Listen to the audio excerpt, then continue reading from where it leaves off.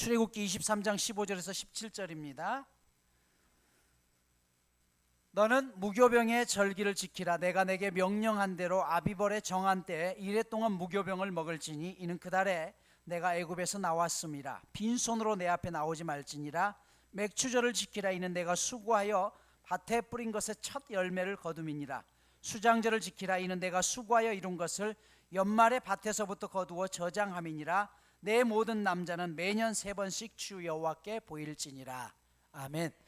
2주마다 교인들의 직장, 기업체를 순방하면서 느끼는 점은 우리 교인들이 정말 어려운 시기를 보내고 있다는 생각입니다. 경제학자들은 예측하기를 하반기는 더 힘들 거다, IMF를 초과하는 어려움이 있을 거다라고 예측합니다. 그러나 그럴 때일수록 우리가 서로 힘을 모아서 위기를 기회로 극복해내는 그런 우리 생명나무 교인이 되었으면 하는 바람에 오늘 상반기를 마무리하면서 맥추 감사주일로 지내게 됩니다. 왜냐하면 감사는 어려운 속에서도 우리의 삶을 하나님의 은혜로 채우고 하나님의 축복을 불러들이는 가장 큰 통로이기 때문입니다. 다니엘서 3장을 보면 바벨론 제국의 포로로 잡혀와서 살고 있던 3명의 유대인 청년들이 왕의 신상에 절하지 않는다는 이유로 왕 앞에 붙잡혀 옵니다. 왕은 소환된 이 세 젊은이를 친히 신문하죠. 왕의 신을 섬기지도 않고 금신상에게 절하지 않은 것이 사실이냐고 묻습니다. 그렇다라는 대답이 돌아오자 왕은 고민합니다. 없애자니 아깝고 그냥 두자니 왕의 채통이 말이 아니기 때문이죠. 그래서 그들을 설득해 봅니다. 지금이라도 악기 소리가 들리면 너희가 신상 앞에 절하면 생명을 살려주겠다. 사드락과 메삭과 아벳느고는 왕 앞에 이렇게 말합니다. 왕이시여, 불 속에 던져져도 우리를 지키시는 하나님께서 저 활활 타는 화덕 속에서 우리를 건져내실 것입니다. 그리 아니하실지라도, 우리가 불에 타서 죽는 한이 있더라도 우리는 신상 앞에 절하지 않을 것입니다 라고 이야기해요. 결국 이들은 평소보다 7배나 더 뜨겁게 달궈진 화덕 속에 던져집니다. 얼마나 그때 그 불이 뜨거웠는지 이들을 붙들고 있는 다른 군병들이 다 죽었다라고 성경은 이야기해요. 이 화덕은 다니엘서 시대에 다니엘과 백성들이 겪었던 어려움을 이야기합니다. 믿음을 지켜내는 것이 불 속에 던져진 것처럼 힘겹고 어두웠던 삶을 이야기하는 것이에요.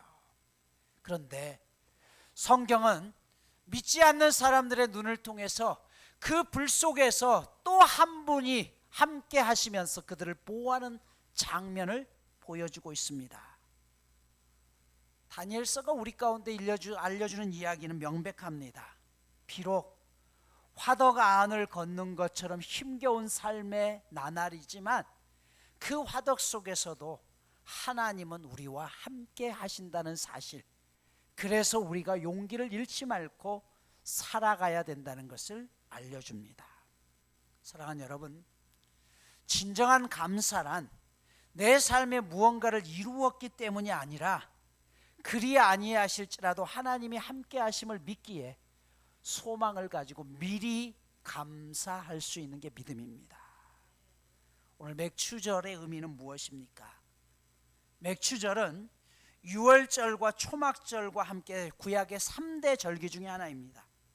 유월절은 오늘날 부활절로, 맥추절은 오순절로, 초막절은 추수감사절로 대체해서 지켜지고 있습니다. 성경은 보리의 수확과 밀의 수확을 구분합니다. 보리가 먼저고 밀이 나중입니다. 보리의 수확이 처음 이루어졌을 때는 절기상으로 노예였던 이스라엘 백성들을 애굽에서 구원해서 탈출시킨 유월절의 절기와 맞물립니다. 레위기 23장 10절에 보면 유월절 바로 다음 날 안식일 날, 그 다음 날에 보리의 첫 열매를 이삭채로 통째로 가져와서 한 묶음으로 제사장에게 드렸습니다. 이건 뭐냐면 처음 수확이라는 것이에요. 게네사렛 동네에서 그 검은 현무암층이 그곳에서 가장 먼저 첫 수확이 이루어지면 나중에 줄줄이 수확이 이루어질 것이라는 고백이었죠. 그런데 이때 이 수확을 보리를 통째로 가지고 와서 한 묶음을 가지고 제사장에게 드립니다. 그러면 제사장은 이 드려진 이 보리 뭉치를 흔듭니다. 흔드는 이유는 깨어나라는 것이에요. 죽었던 영혼들, 십자가에 죽으셨던 예수님이 깨어났다는 것이에요. 그래서 이 절기는 부활절과 함께 갔습니다. 무슨 말이에요? 이 보리 열매라는 것은 뭐예요? 한 묶음이라고 했어요. 예수님과 한 묶음 된 우리도 예수님이 부활의 첫 열매가 되었듯이 그분과 함께 부활할 것을 보여주는 절기가 바로 이 맥주할 때, 보리를 수확할 때의 그 절기였습니다. 그런 점에서 예수님은 우리 믿는 자들에게 첫 열매가 되신다라고 말씀합니다.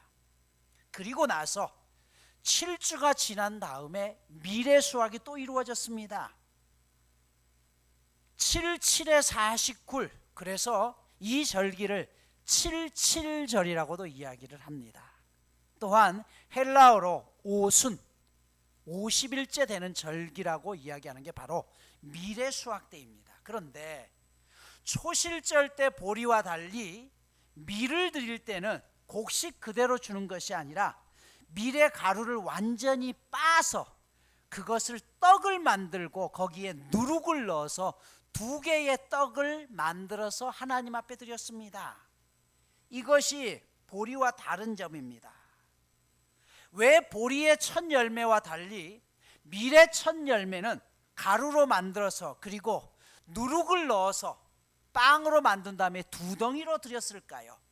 보리의 첫 열매는 부활하신 예수님을 상징한다고 했어요. 밀의 첫 열매는 뭐냐면 오순절날 이 땅 가운데 태동한 교회 공동체를 의미하기 때문에 그래요. 교회 공동체라는 것은요, 각기의 나달이 각자의 생각을 주장하는 것이 아니라 각기 다른 나달들이 하나님의 말씀 안에서 다 갈아져서 한 공동체로서 하나님 앞에 드려져야 된다는 것이에요. 2개의 떡을 드렸다고 했습니다. 하나는 유대인, 하나는 이방인을 이야기해요. 교회는, 복음은 유대인이나 유대인이 아는 모든 사람들에게 퍼져나가야 된다는 것이에요. 그래서 다른 절기 때는 누룩을 넣지 않은데 이때만 누룩을 넣습니다. 누룩은 뭐예요? 퍼져가는 것이에요. 교회는 우리끼리가 아니라 세상을 향해서 복음을 들고 퍼져가야 된다는 것입니다. 바로 이것이 하나님 앞에 드렸던 맥주 절기의 의미입니다. 한국의 맥주 감사절의 의미는 조금 다릅니다. 초창기 선교사님들이 한국에 들어왔을 때 한국은 대부분 이모작 농사를 지었습니다. 봄철에는 주로 보리를 수확했고 대략 6월경에 추수를 하게 되죠. 그리고 이 7월 초에 하나님 앞에 맥주절을 지키면서 상반기에 추수한 것을 감사했습니다. 가을철의 주된 수확이었던 벼를 10월 말경에 추수하고 나서 그것을 창고에 보관하면서 하반기에도 우리에게 풍성한 열매를 주신 하나님 앞에 감사합니다. 이것이 추수감사절로 지키고 있는 또 하나의 절기인 것이죠. 성경적으로 보면 한국의 그래서 맥주감사절은 보리의 첫 열매인 부활하신 초실절의 그 예수님과 한 회기를 절반을 보내면서 하나님 앞에 밀을 수확했던 오순절의 2가지 의미가 합쳐져서 지난 반년 동안 내게 주신 부활의 감격과 내 삶에 이루신 하나님의 은혜를 감사하며 드리는 절기가 바로 맥주절입니다. 하나님이 첫 열매를 주셨다는 것은요, 이 일을 하나님이 시작하셨고 우리의 마무리도 하나님이 하신다는 믿음의 고백입니다. 사랑하는 여러분, 올 상반기에 여러분들이 거둔 열매는 무엇입니까? 아무리 작은 것이라고 할지라도 그것에 감사할 때 하나님은 그 감사를 통해서 우리의 삶을 더욱 풍성하게 하십니다. 어떤 분들은 죽을 것 같은 고난의 시기를 버텨내신 분들도 있습니다. 그러나 그럼에도 불구하고 우리가 하나님 앞에 감사할 때 하나님은 그 감사를 우리의 신앙의 믿음으로 삼아서 정말 우리의 입술에 진정한 감사를 이루시게 하시는 분입니다. 상반기를 마무리하면서 올해 저희 교회 오늘까지 등록한 청잡년만 46분입니다. 26주를 보내는 동안 46분이 등록하셨습니다. 아이들까지 하면 70명이 훨씬 넘는 숫자입니다. 전적으로 이것은 하나님의 은혜입니다. 처음 개척 6명을 시작으로 개척을 해서 4년이 지났을 때 지금 여러분들이 모인 숫자보다 조금 더 모였습니다. 아이들까지 해서 약 250명이 모였으니까요. 그때도 매주 교인들이 등록을 했습니다. 그때는 제가 잘해서 그랬다라고 생각했습니다. 그러다가 교회에서 아픔을 겪고 나고 그 충격으로 저는 생명이 끊어졌다가 다시 살게 되었죠. 그리고 그 이후에 이곳으로 장소를 옮겨서 지난 8년 동안 이 장소에서 교회를 함께 여러분들과 일궈왔습니다. 8년 전 이곳으로 처음 이사할 때만 해도 환경 자체가 그 전에 있던 상가교회에 비하면 너무나 열악했습니다. 가로등 하나 없었고 여기저기에 아파트를 개발한다는 명목 아래 그냥 자재들만 그리고 허물다만 집들이 폐허처럼 남겨져 있던 곳이었습니다.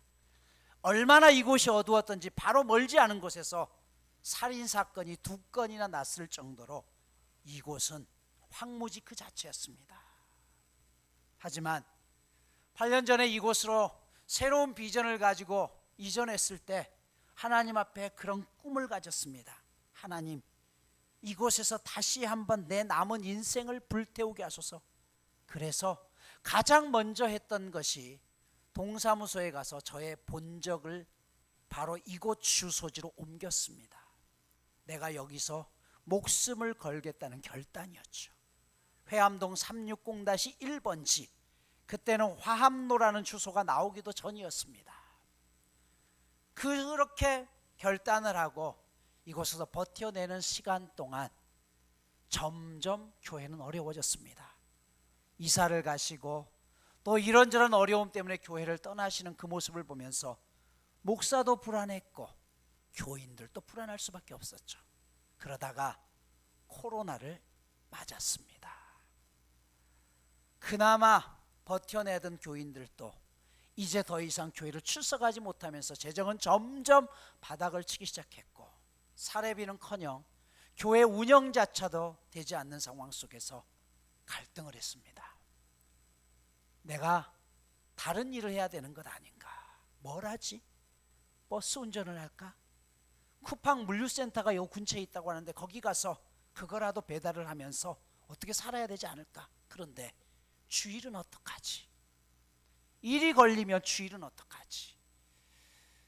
그렇게 버텨내고 있던 순간 위기의 순간이 찾아왔습니다. 비록 지방이었지만 한 500여 명 모이는 교회에서 담임 자리가 나왔다고 얘기해 줄 테니 서류를 한번 접수해 보지 않겠느냐고.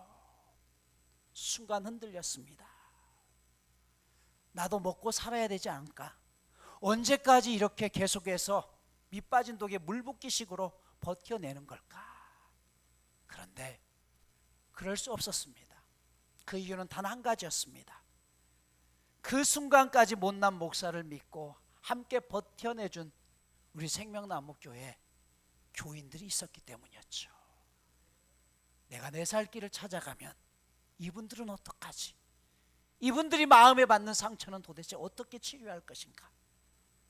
그래서 포기하고 마지막으로 하나님 기도했습니다. 이게 제 인생의 어쩌면 마지막 기회인지 모르겠습니다.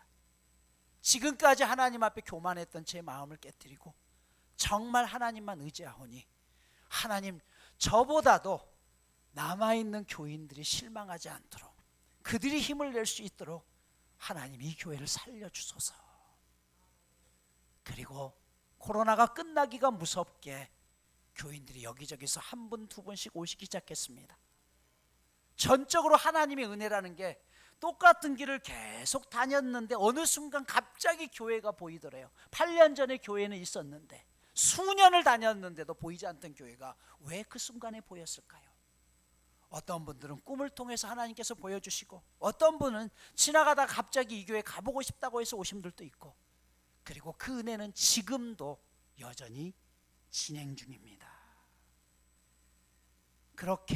그런 시간을 보내면서 드디어 깨달았습니다. 하나님이 생명나무교회를 얼마나 사랑하고 계시다는 것을, 그리고 남은 인생 최선을 다해서 이 교회를 교인들과 함께 지켜내야 된다는 것을 여러분, 오늘 말씀을 마무리합니다. 맥추감사절은 하나님의 백성이라면 하나님께서 베풀어 주신 은혜와 복이 있을 때마다 그것을 잊지 않고 결단하겠다는 각오입니다. 그래서 힘들지만 그 힘든 속에서도 하나님이 나와 함께 하셨음을 의도적으로 기억하고, 그리고 하나님을 더욱 의지하겠다라고 우리가 하나님 앞에 드리는 시간이 이 시간입니다. 당연하다라고 생각하면 절대 감사할 수 없습니다. 성 어거스틴은 믿음, 소망, 사랑 이 세 가지는 항상 있을 것인데 여기에 하나를 더하라고 한다면 자신은 감사를 더한다라고 했습니다. 믿음, 소망, 사랑, 감사는 항상 있을 것인데 하나님 앞에 설 때까지 우리가 믿음이 있어야 됩니다. 소망은 어떤 상황 속에서 포기하지 않는 것을 이야기해요. 사랑 역시 어떤 상황 속에서도 사라지면 안 되는 것이고, 감사는 그리 아니하실지라도 감사할 수 있어야 됩니다.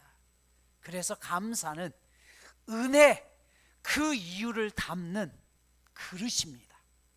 그릇이 없으면 은혜는 쏟아져 버립니다. 그릇이 없으면 은혜는 잊혀져 버립니다. 그런데 감사는 그 은혜를 내가 잊지 않고 간직하겠다는 내 삶의 결단인 것입니다.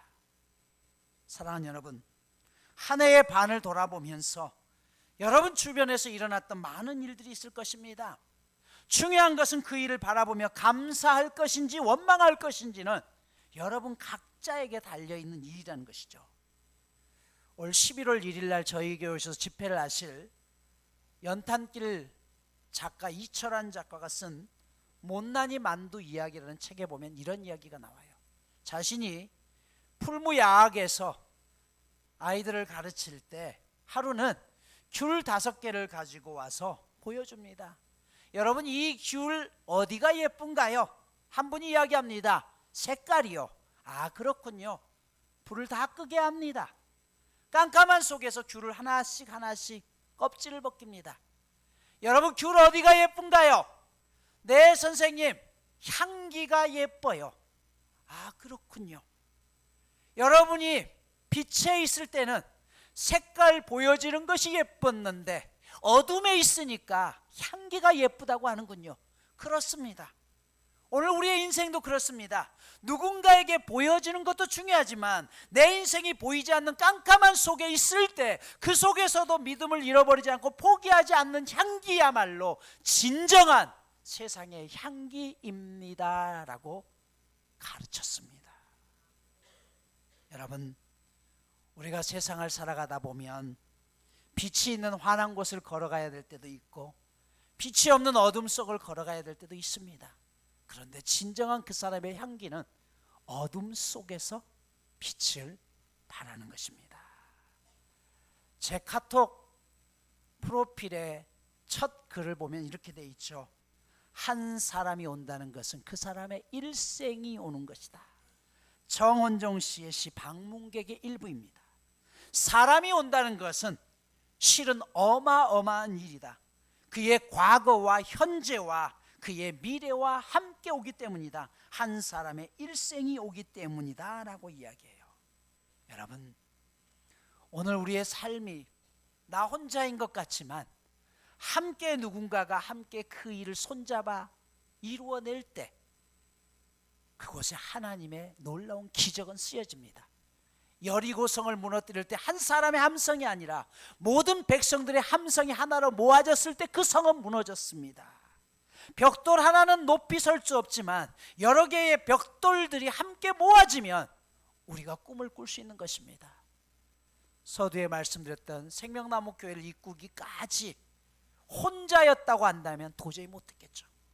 그러나 함께하는 사람들이 있었을 때 가능했던 것처럼 오늘 힘겹고 어렵지만 이 상반기를 보내면서 여러분이 누군가에게 선물이 되어지고 손을 잡아주고 디딤돌이 되어서 남은 하반기도 우리가 함께 힘을 내서 손을 잡고 이 길을 걸어갈 수 있는 저와 여러분 모두가 되시기를 간절히 축복합니다. 이번 주 미션입니다. 여러분 매일 하루에 하나씩이라도 감사하는 것을 적어봅시다. 내게 감사할 일이 무엇인가? 그러면 그것들이 모아지면 정말 감사할 조건들이 많습니다. 감사는 하나님의 은혜를 불러오는 통로라고 말씀드렸습니다. 그래서 미리 감사하고 그리 아니하실지라도 감사할 때 그 고백을 하나님이 그대로 이루어 주실 것입니다. 기도합니다.